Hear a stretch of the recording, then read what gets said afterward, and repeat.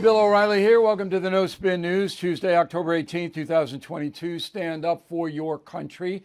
So as I reported last night, and lots of people reacted to it, there's a big change going on in America, political change.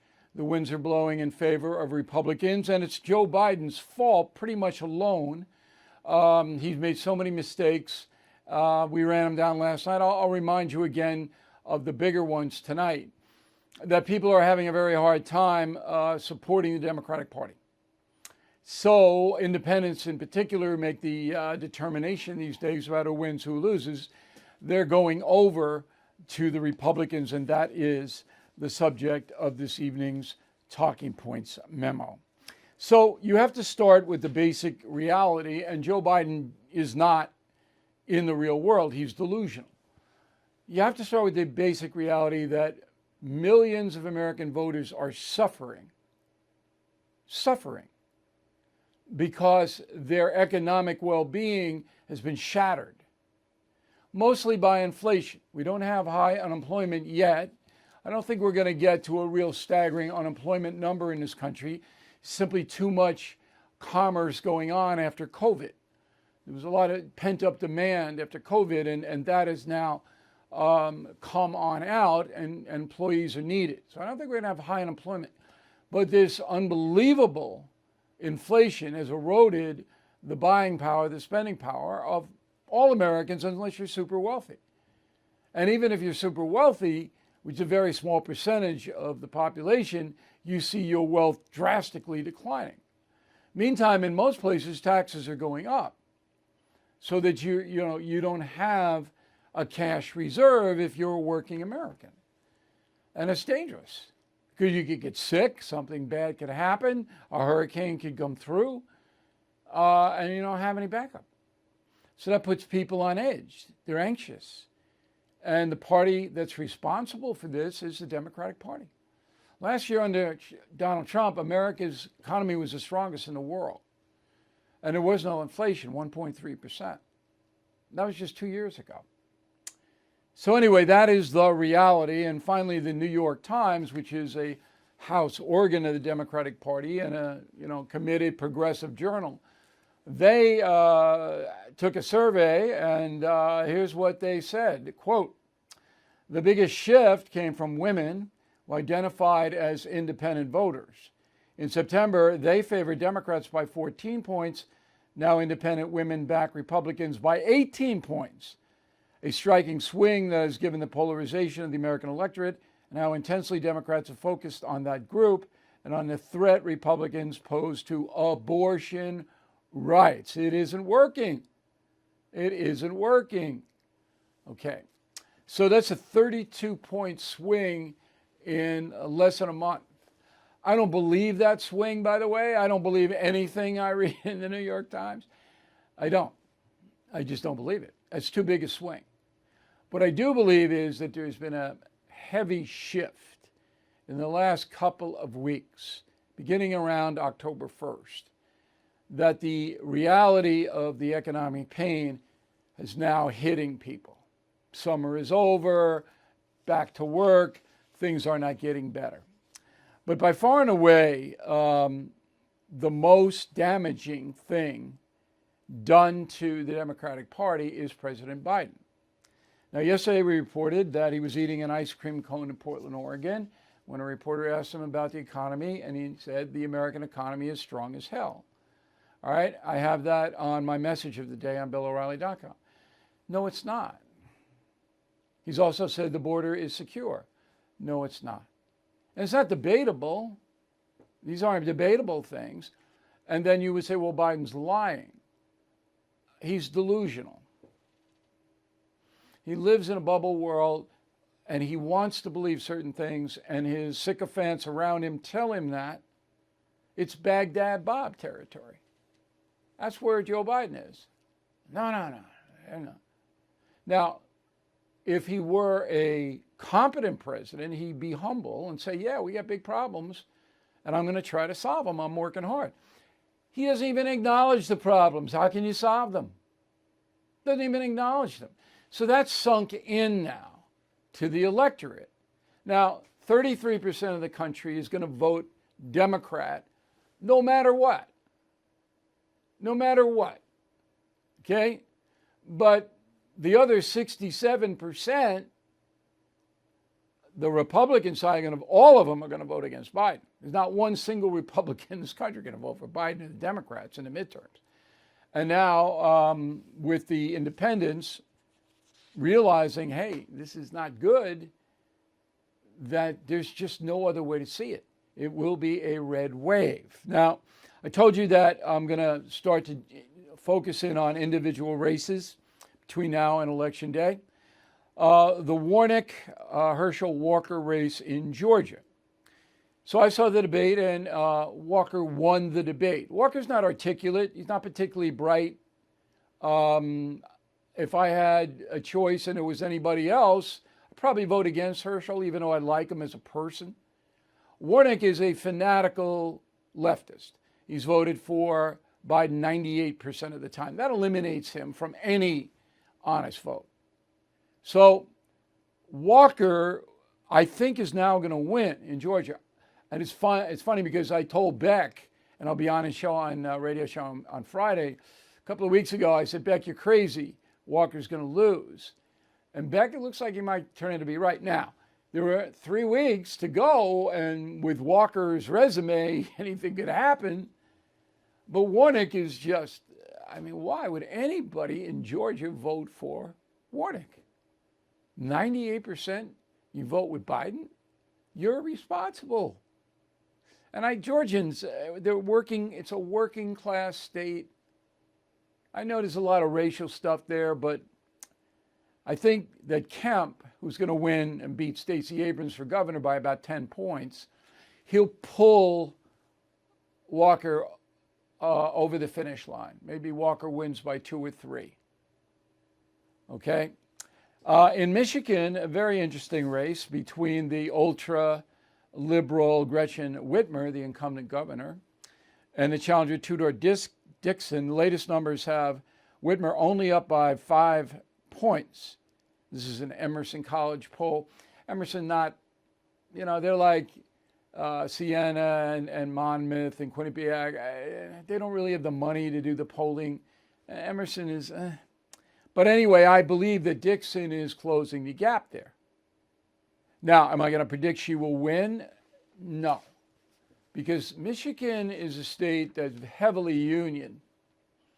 They'll get those votes out, the union. But it's close. And Dixon could upset her there. Okay, so summing up, there's been a significant change in America in the last 2 weeks. The wins are all at the back of the Republicans. And I believe that the House is going to be a bloodbath in favor of the GOP. And the GOP will win 2 Senate seats. They'll be 52-48. That's how I see it now. Could change. There is a concerted effort to intimidate and silence conservative thinkers, rewrite American history, and replace our God-given individual liberty with big government controls. The very freedoms secured by our Constitution are now being threatened by the most liberal leftists our nation has ever seen. They have failed to secure our borders, weakened our position on the global stage, are trying to indoctrinate and corrupt our children in school, and the list goes on and on. But there are plenty of patriots with the courage to stand up to the far left. AMAC, the Association of Mature American Citizens, is the leading conservative advocacy and benefits organization in the USA. I am a member, and I hope you will join as well. AMAC members have access to money-saving benefits, a robust website and mobile app, and a magazine filled with all kinds of great content. So please join AMAC today at amac.us and tell them O'Reilly sent you. That's amac.us. Let's bring in a man smarter than I am. Scott Rasmussen is a poller out of McKinney, Texas. He is an editor at large for Ballotpedia, and he writes a column, Number of the Day. Okay, so you heard my analysis. What say you? Oh, you're not too far off. Let's start with the condition of the country. Just 28% of voters say they're better off than they were 2 years ago. I mean, that's channeling Ronald Reagan's challenge from 4 decades ago, but that captures the mood. People were saying we were in a pandemic 2 years ago and we're not any better off right now. Top issue, inflation. When you talk about the trends, very simple. Watch the gas prices. Over the course of the summer, lots of polls showed that Republicans were losing ground. Why? Because gas prices were falling. Half of America lives paycheck to paycheck. That price of gas, very, very important. The one thing that I would disagree with you on in terms of the trend is I think the uptick began in mid-September, a little further back, when gas prices began to move back up. However, it wasn't picked up in the polls as much because a lot of the polls at that time were still being reported as registered voter polls. When you make the transition from registered voters to likely voters in this environment, that moves the numbers a lot in the Republican direction. Okay, so in 3 weeks, the media between now and then, November 8th, is going to do everything they can to tell America that the Republicans are evil. It's already started, and that's what we're going to hear. At this point in history, does the media have any sway on how people vote? Well, there's some sway, but you actually the thing you're highlighting is over the summer, the media dominates the narrative. When you get in the campaign season with campaign advertising and people knocking on doors and candidates expressing their views, the media view that traditional media is not quite shut out, but their message doesn't get heard very well. Look, I think we're right on target with what you're talking about with the House and the Senate. If the price of gas keeps going up, well, then the Republican prospects go up with them. And that's going to have a bigger impact than any media reports. I think food is more important than gas at this juncture because we have holidays coming up and the food prices are staggering now. And yes, the gas, but they're kind of used to the gas. They got used to it. But the food is new. A lot of it is new. You walk into a grocery store or a restaurant now, you're looking at, and you can see it. And most people don't go to restaurants anymore because they can't afford a $40 entree. So I think food is going to have a very strong effect. Now, at the end of October, many Americans, perhaps most, get their financial statements, money they have invested into our capitalistic system for retirement, for college, for savings plans, whatever it may be. They're going to be horrified when they see the decline year, January till the end of October. Horrified. And that is going to be the clincher. And they open those statements and their head snaps back. And then they're going to remember that Biden says the economy is as strong as hell. Right. I think that's the fait accompli. I think Biden saying that was a colossal mistake. Yeah, but he's made a lot of statements that were colossal mistakes. His job approval's at 41%. That's very bad for Democrats. We can talk about the big trends. It's going to be a good night for the Republican Party. The only question is how good. Some of the individual races may surprise us one direction or the other. But this is not something that is changing because of what somebody said last week or the week before. It's the reality of the economy that we're in today. Yeah, but nobody has any confidence in Biden. They don't. They think right. He's delusional, as I said. They have no confidence in him at all. And right. I think that's a major factor. If you have a president who says, look, we have a problem, we're going to fight our way out of it, we're all going to be in it together, we're going to improve things, I'm going to do X, Y, and Z, we're going to do them now, and rally the folks. Instead, this guy goes, oh, we had border secure. And people just go, that's huge, Scott. It is. Absolutely. By the way, having a celebration of the Inflation Reduction Act when the numbers come out to show inflation is going up and the stock market falling 1,300 points, that was a serious blunder. I want to mention something about the Georgia Senate race, though, that There's really important detail in this process. In Georgia, you can have a runoff if nobody gets 50%. We saw that 2 years ago. I think that is the most likely outcome, that we will go to a runoff. This year, because they changed the laws, the runoff will be much earlier, December 6th. And it is possible, not likely, but it is possible that control of the U.S. Senate would be at stake in Georgia. If there's a runoff and control of the U.S. Senate at stake, the third party candidate is hurting Walker more than Warnock, right? Right. And think about that. If you're uncomfortable with what you heard about Walker, you can't vote for Warnock, you throw your vote to that third party candidate and you push it to a runoff. But in the runoff, especially if control of the Senate's at stake, Herschel Walker wins.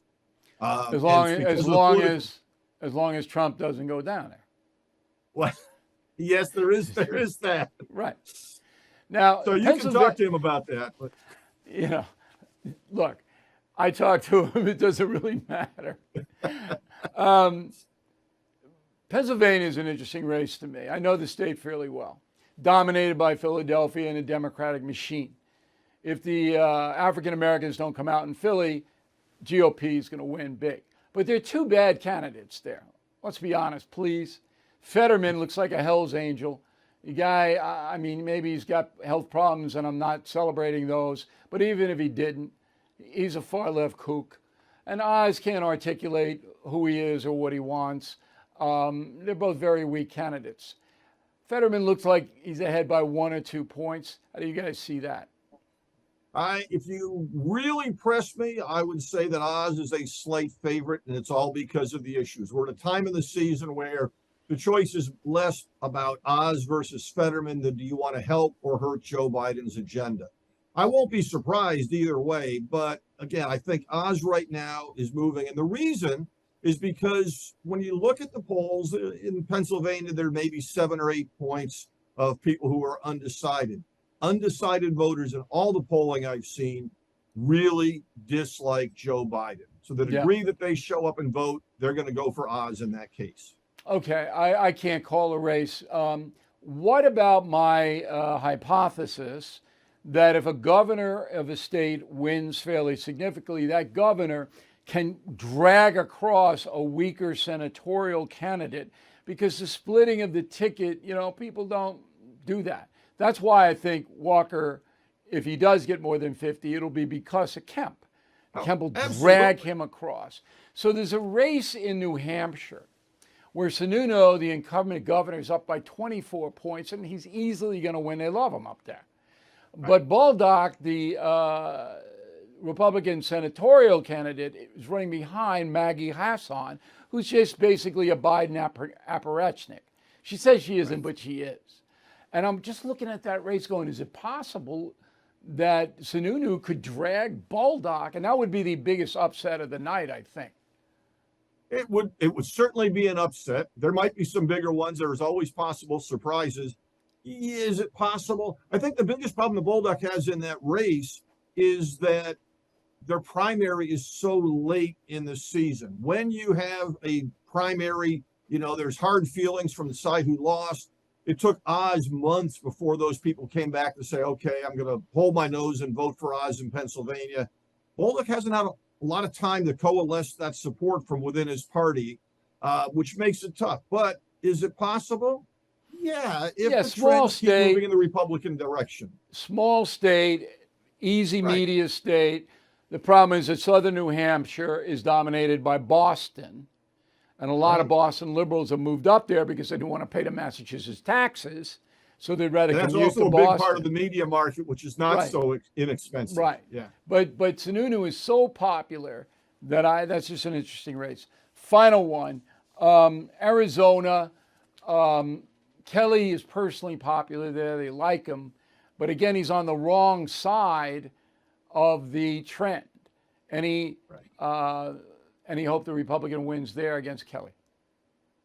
Absolutely, there's hope. I think that race is going to be very close. Right now, if you ask me in this one, I would say Kelly probably squeaks it out, and Kerry Lake, though, wins in the governor's race. Yeah, so all of a Lake sudden, you've got a different dynamic. But that's another race. It's the flip side of Pennsylvania. I won't be surprised if either candidate wins either of those races. In Pennsylvania, I give the nod to the Republican, and in Arizona to the Democrat. Okay. All right, Scott, I hope you check back in with us before the vote. And Scott, by the way, is an independent pollster. He's not skewing, cooking the books, and that's what we want. And we have Mark Penn on, we have Scott Rasmussen on, we have Doug Schoen on. These are the guys who, they're going to give it to you straight, which is what we want. Thank you, Scott. Appreciate it very much. Hiring, of course, should be done on merit. Unfortunately, many large financial firms are using your money to force companies like Apple and Home Depot to adopt so-called racial equity audits. Strive Asset Management believes it makes companies like those less successful. But here's the good news. It is your money, not theirs.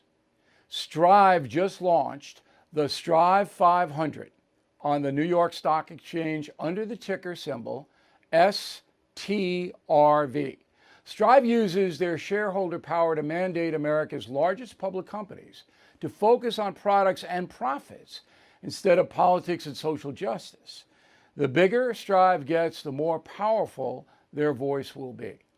Text BILL to 55022 to learn how you can buy the Strive 500, ticker STRV. That's BILL to 55022 to learn how you can buy Strive today. Investors should consider the investment objectives, risks, charges, and expenses carefully before investing. For a prospectus or summary prospectus with this and other information about the fund, please call 855-427-7360 or visit our website at www.strivefunds.com. Read the prospectus or summary prospectus carefully before investing. Investments involve risk. Principal loss is possible. The Strive ETFs are distributed by Quasar Distributors, LLC. Final thought of the day. As I mentioned earlier in the broadcast, the media is desperate now.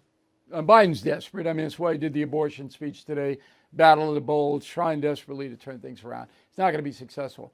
But from now until November 8th, the corporate media will now run outrageous sound bites. It'll be a horror show. And here's one example that happened October 17th. Go. Coming up, Donald Trump is now complaining about Jewish people after his friend Kanye West threatened to kill them. And no Republican is complaining about any of that. That's next. It's just, I'm trying to measure this.